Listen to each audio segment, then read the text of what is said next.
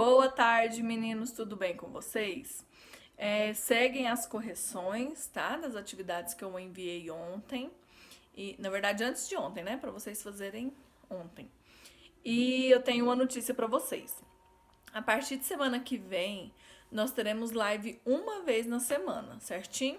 Aí eu sempre vou estar enviando a enquete para vocês escolherem o melhor horário pra gente entrar todo mundo junto, tá? Bater um papo, tirar dúvidas e explicação de matéria, tá bom? Então, vamos lá na correção.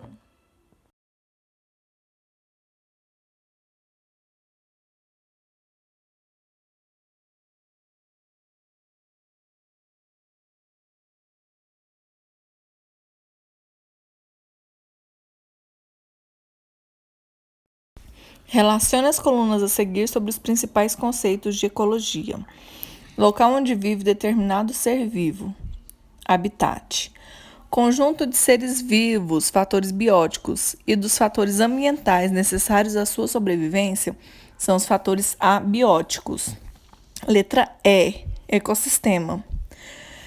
Conjunto de todas as atividades realizadas por um ser vivo. É o nicho ecológico, que são os costumes deles.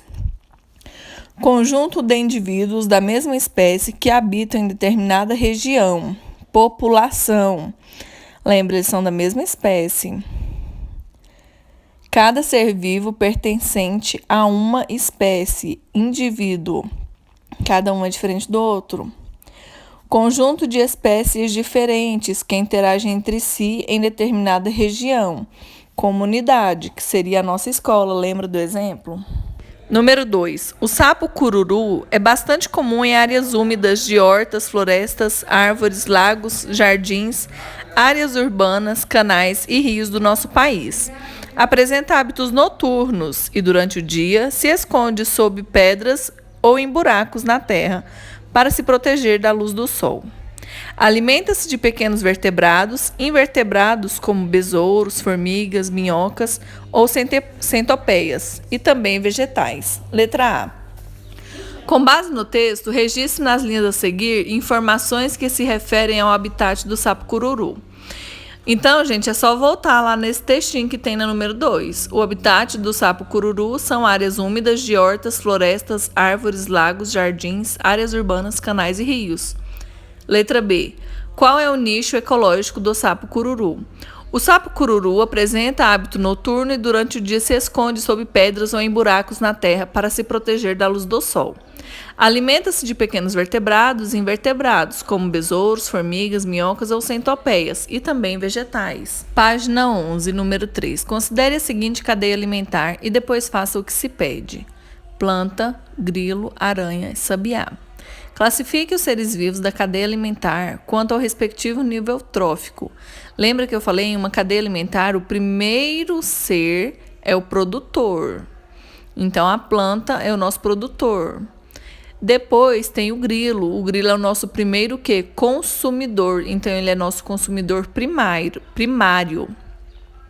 A aranha também é consumidora. Ela é nossa consumidora secundária.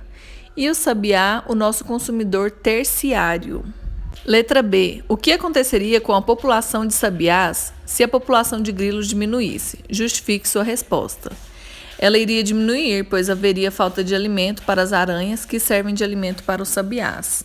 Número 4. Analise a teia alimentar a seguir. De acordo com o esquema da imagem, indique uma cadeia alimentar formada por 5 níveis tróficos. Lembrando, gente, que níveis tróficos é a relação de quem adquire energia de quem, ok?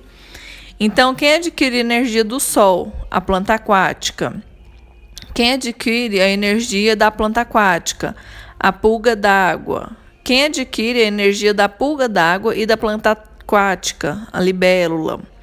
Quem adquire a energia da libélula, da pulga e da planta? O sapo. Quem adquire energia do sapo, da libélula, da pulga e da planta? A serpente. Então, essa ficou a nossa cadeia com 5 níveis tróficos. Letra B. Considerando as relações alimentares da teia representada na imagem, qual organismo teria maior chance de sobrevivência nesse ambiente? Justifique sua resposta. Como nós podemos ver aí, o único que aparentemente não tem predador é o cágado. Então põe acento para não ficar cagado, viu, gente? É cágado. Então vocês vão escrever: o cágado teria maior chance de sobrevivência, pois nessa teia não aparece nenhum animal que dele se alimente. Página 12, número 5. Para cada questão, assinale a alternativa correta. Letra A. Se aumentar o número de sapos, a população de grilos vai diminuir, porque terão mais predadores do que presas. Caso a população de serpentes diminua, o que vai acontecer? O número de gaviões diminuirá também e o de sapos aumentará. Letra C. Aumentando a população de corujas, o que vai acontecer? Diminuirá o número de ratos. Número 6. Renato adora visitar sua avó, pois ela sempre o recebe com uma deliciosa vitamina de frutas. Na última visita, sua avó pediu que levasse as cascas das frutas até a horta, para torná-la mais fértil. O garoto atendeu ao pedido e, ao ver a plantação, se perguntou como as cascas poderiam ajudar as plantas a crescerem mais fortes e saudáveis. Com base no que você estudou sobre o funcionamento de uma cadeia alimentar, ajude a responder a pergunta de Renato, analisando as frases a seguir. Número 1. No solo existem bactérias que atuam na decomposição da matéria orgânica? Sim, verdadeiro. Número 2. As cascas de fruta não deixam o solo mais fértil, pois os nutrientes ficam nas frutas. Falso, casca de fruta também tem nutrientes. Número 3. A cadeia alimentar pode existir mesmo sem a presença de decompositores, pois eles não são essenciais ao processo. Super falso, né, gente? Eles são essenciais ao processo, porque eles pegam nutrientes e voltam com eles para o solo. Número 4. Além de bactérias, alguns fungos podem transformar a matéria orgânica em nutrientes, tornando o solo mais fértil e permitindo o desenvolvimento de outras plantas, que mais tarde poderão servir de alimentos para outros animais e até mesmo ao ser humano. Verdadeiro. Poderiam fazer parte da sua explicação a Renato? Letra B. Somente as frases 1 e 4. Mudando de matéria, formação dos Estados Nacionais, página 32, História. Número 1. Um dos eventos mais marcantes da passagem da Idade Média para a Idade Moderna foi a Guerra dos 100 Anos, que na verdade durou 116 anos, entre 1337 e 1453. A respeito desse evento e suas repercussões no território europeu, responda. Letra A. Quais eram os grupos de conflito durante a Guerra dos 100 Anos? Por que razão essa guerra teve início? Então vamos lá, primeira pergunta. Quais eram os grupos em conflito durante a Guerra dos 100 Anos? Inglaterra e França. Então são os ingleses e os franceses. O motivo foi a disputa sucessória do trono francês. Letra B. Qual foi o resultado da Guerra dos 100 Anos? Foi boa. Ela terminou com a vitória francesa, que manteve o controle sobre o trono francês. Por que essa guerra foi tão importante para a história dos grupos envolvidos? Porque durante sua ocorrência houve um fortalecimento dos reinos da Inglaterra e da França, que foram gradativamente se constituindo como estados nacionais. Ao fim do conflito, por exemplo, eles já contavam com um exército formado e com divisas territoriais definidas. Número 2. Sobre a transição da Idade Média para a Idade Moderna, leia o texto a seguir. É evidente que o sentimento nacional do século XIV e XV é muito diferente dos nossos sentimentos nacionais. Ele se forma através de um nome comum, de um príncipe comum, de interesses comuns, de uma língua comum, da consciência de uma origem comum, do orgulho de uma história comum e de uma religião comum. Letra A. Qual foi o resultado da situação descrita no texto citado? Então, gente, o resultado foi que no âmbito político houve formação dos Estados Nacionais modernos liderados pelas monarquias centralizadas e fortalecidas, em oposição à fragmentação política que caracterizou o feudalismo. Letra B. Caracterize a nova organização política do período descrito no texto.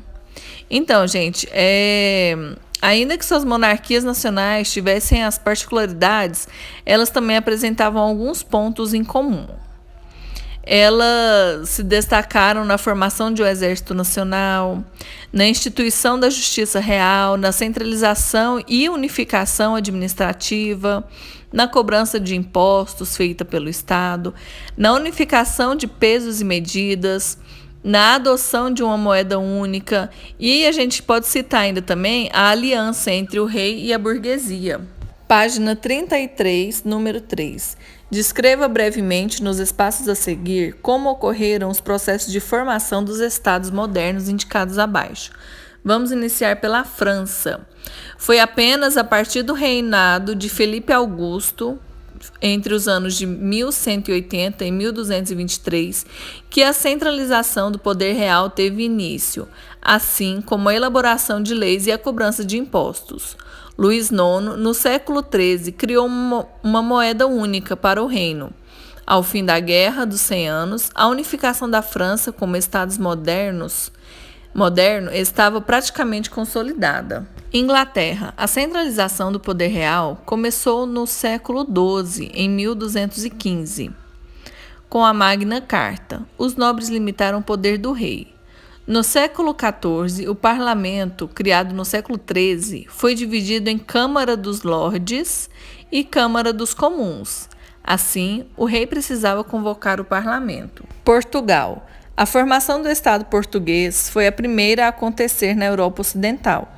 Em 1143, Afonso Henriques garantiu a independência em relação a Castela e Leão, formando o Reino de Portugal, sob a dinastia de Borgonha. A ameaça dos espanhóis levou a burguesia e parte da população a apoiar João, mestre de aves, como novo rei em 1385. Espanha. O território espanhol contava com diversos reinos, formados desde o século XI.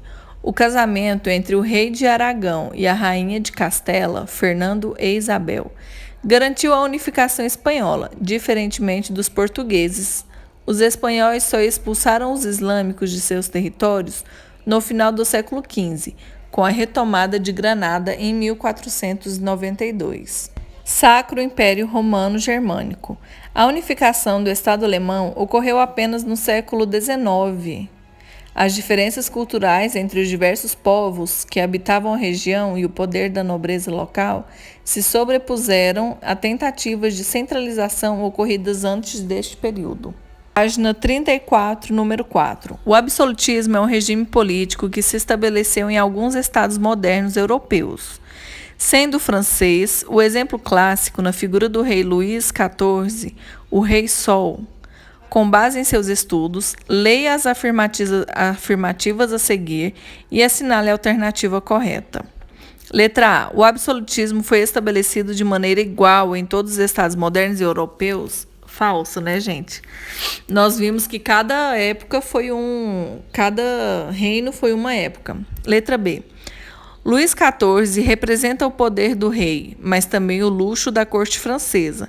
A sociedade de corte, como ficou conhecida, reunia a nobreza e os ricos burgueses. Verdadeiro.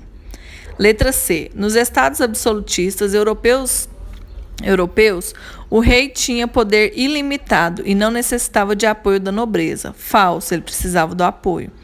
Letra D. Os teóricos do absolutismo defendiam o poder absoluto dos reis, sem recorrer a ideias religiosas. Não eram todos que pensavam dessa forma. Letra E. Os reis absolutistas, como Luís XIV, tinham total aprovação da população para suas decisões, desde que garantisse a segurança e a prosperidade popular. Não foram todos os reis absolutistas, certo? Então, a nossa resposta correta é a letra B. Número 5. Analise as afirmativas a seguir e assinale com V as verdadeiras e F as falsas. Letra A. Em seu livro, O Príncipe, Maquiavel defende que o governante deve buscar seus objetivos sem se preocupar com a ética e a moral. Verdadeiro. Letra B. Maquiavel e Hobbes são inovadores em suas obras, porque não atribuem o poder real a um desejo de Deus, mas às reais necessidades da época em que viviam. Verdadeiro. Letra F. O absolutismo foi uma forma de organização política, no qual o povo escolhia seus governantes. Falso. Letra D. Hobbes, um dos teóricos do absolutismo, comparou a autoridade real ao poder do pai na família patriarcal. Falso também, não foi ele. Letra E. Maquiavel, na obra O Príncipe, orienta um governante sobre como proceder para chegar ou se manter no poder. Verdadeiro. Então, nossa sequência ficou essa. Verdadeiro, verdadeiro. Falso, falso, verdadeiro. Número 6. As ilustrações a seguir representam 3 situações possíveis em relação à balança comercial de um Estado. Lembrando que o foco deles era mais importação, importar mais e exportar menos, tá bom? Com base na observação da imagem, faça o que se pede. Letra A. Explique o que é balança comercial favorável. A balança comercial favorável, gente, é a prática comercial em que o Estado busca expor mais do que importar. Ou seja, ele quer exportar mais, ele quer vender mais do que comprar mais, para ter o acúmulo de capital. Letra B. Circule a ilustração que corresponde à balança comercial desejada pelos estados modernos. Eles queriam maior importação e menor exportação. Então, é a balança C, que a importação está maior e a exportação menor. Letra C. A balança comercial favorável faz parte da política econômica absolutista. Que política é esta? Que outras características essa política apresenta? Então, gente, ela trata da política mercantilista. Lembra que algumas características dela é o metalismo. O que é o metalismo? É o acúmulo de metais preciosos, ouro, cobre. O monopólio comercial também, que é a exclusividade na comercialização de certos produtos. Um exemplo de monopólio aqui em Anápolis, a Urban, é a única empresa de ônibus, ela é um monopólio. Protecionismo alfandegário são as medidas que buscavam beneficiar a produção local em detrimento daqueles vindos de outras localidades. Mudando de matéria, Geografia, página 59. Número 1. Faça a leitura do mapa e analise as informações apresentadas, para em seguida responder as questões propostas. Letra A. Nos tempos das capitanias hereditárias, qual era a localização das terras da unidade da federação onde você vive? Então, gente, a nossa resposta é a número 4, com seu território distribuídos em mais de uma capitania hereditária. Porque Goiás é muito grande, então abrangia outras capitanias também. Lembrando que ele ficava entre Portugal e Espanha.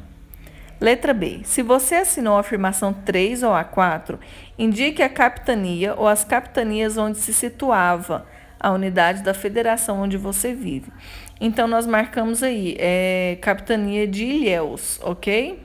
Número 2. Durante os séculos 16 e 17, o Nordeste era a região economicamente mais importante do Brasil, colônia. Letra A. O que favoreceu o destaque econômico dessa região? Então, o que favoreceu, gente, foi o desenvolvimento da atividade canavieira, ou seja, da cana-de-açúcar, tá? Porque ela ficou destacada, principalmente na zona da Mata Nordestina, graças ao solo massapé e ao clima quente e úmido. Ok? Letra B. O que provocou o deslocamento do eixo econômico para o Sudeste? Qual a mudança político-administrativa foi feita em decorrência disso? Então, gente, a descoberta do ouro em Minas Gerais motivou o povoamento e o desenvolvimento dessa região, né? Porque aí tinham muitos garimpeiros, mineiros na época para procurar o ouro lá.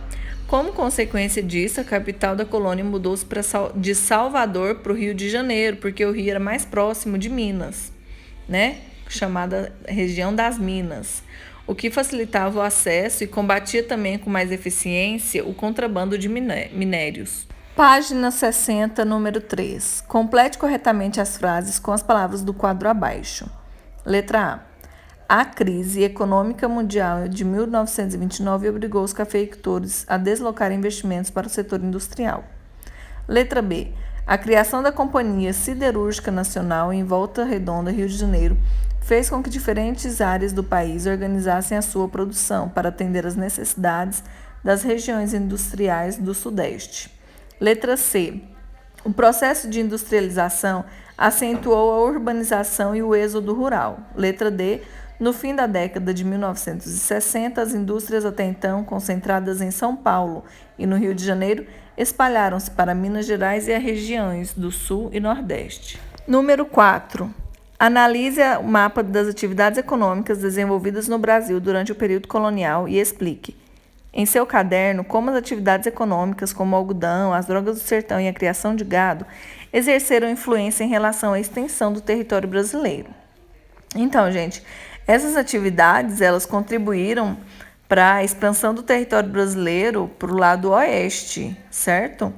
Alterando também o tratado de limite das colônias de Portugal e Espanha. Lembrando que eles tiveram que fazer outro tratado que ficou conhecido como Tratado de Madrid. Mudando de livro, livro integrado de Geografia, página 33. A imagem seguinte é uma pintura do artista Jean-Baptiste Debré e representa uma atividade comumente realizada pelas expedições de bandeirantes. Observe e responda as questões. Letra A. Qual atividade comumente realizada pelos bandeirantes está retratada na imagem? Quais outras atividades eram realizadas por eles? A gente pode perceber aí que são índios que estão sendo capturados para escravização. Tá vendo? Eles pegavam tanto os pais quanto os filhos e detalhe, todos eles estão amarrados juntos. Então, além das expedições, eles buscavam explorar o ouro, as pedras preciosas e a captura dos índios também. Número 2, 3 e 4 no caderno. Lembra que eu falei? Quando tiver cadernetinha para fazer no caderno. Número 2. A partir de 1532, século XVI, os portugueses realizaram as primeiras ações efetivas de colonização do território brasileiro. Sobre esse assunto, responda as questões seguintes. Letra A. Onde se desenvolveram as primeiras vilas e cidades no Brasil? Nossa, isso daí eu estou falando desde o início do ano. As primeiras vilas e cidades foram desenvolvidas na faixa litorânea, no leste do território. Por que faixa litorânea? Letra B. Porque a cana-de-açúcar foi introduzida pelos colonizadores na zona da Mata Nordestina. Qual o seu papel na ocupação e no povoamento do território brasileiro? Então, gente, ela foi introduzida porque a zona da mata apresentava condições físicas típicas para o cultivo da cana-de-açúcar, como o clima quente e úmido e o solo de massapê.